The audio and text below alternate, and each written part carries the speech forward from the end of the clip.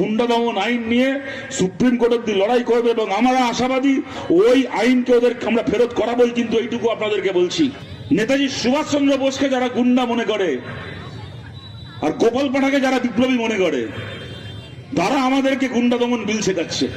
শুভেন্দু আবার দেখছি গুন্ডা দমন বিল দেখাচ্ছে আমাদেরকে। আর সব অনেক বিল আমরা দেখেছি এর আগে। শুভেন্দু অধিকারী আবার গুন্ডা, ওরা আমাদের কি গুন্ডা বলবে?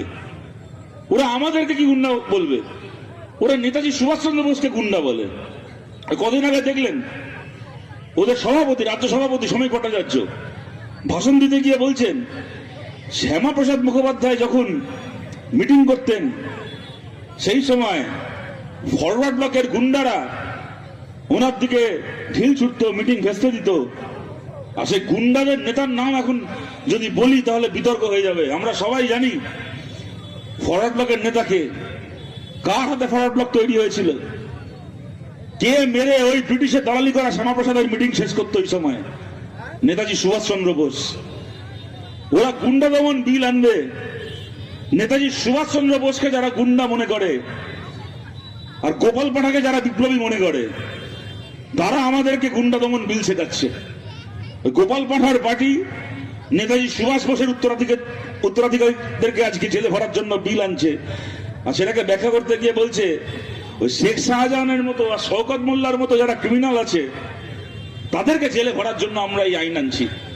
আরে শেখ শাহজাহান শওকত মোল্লা তো এমনিই জেলে আছে, ওদেরকে জেলে ঢোকানোর জন্য আবার নতুন আইন লাগবে কেন? এই যে শওকত মোল্লা, শেখ শাহজাহানরা জেলে আছে, এর থেকে কি প্রমাণ হয়?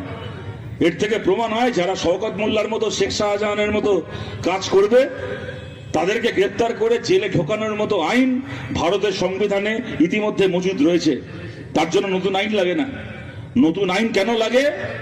নতুন আইন লাগে যারা বিজেপির বিরুদ্ধে প্রতিবাদ করবে, বিজেপির বিরুদ্ধে লড়াই করবে, বিজেপির বিরুদ্ধে জমায়েত করবে, তাদেরকে শাসনের জন্য, তাদেরকে ভয় দেখানোর জন্য, তাদেরকে চোখ রাঙানোর জন্য আইন আনবে।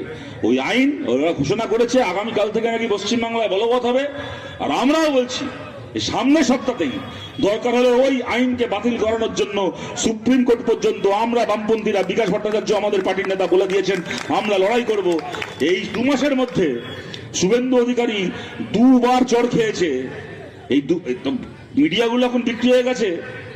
শুভেন্দু অধিকারী কত ভালো কাজ করছে, বিজেপি কত ভালো কাজ করছে তার প্রচার করতে ওরা গিলে নেয় যে খবরটা। এই 2 মাসের মধ্যে শুভেন্দু অধিকারীর সরকার 2 বার চড় খেয়েছে হাইকোর্টে। প্রথমবার চড় খেলো তা হাইকোর্ট অব্দি যেতে হয়নি, তার আগে ওরা নোটিশ ইস্যু জারি করলো সরকারি আধা সরকারি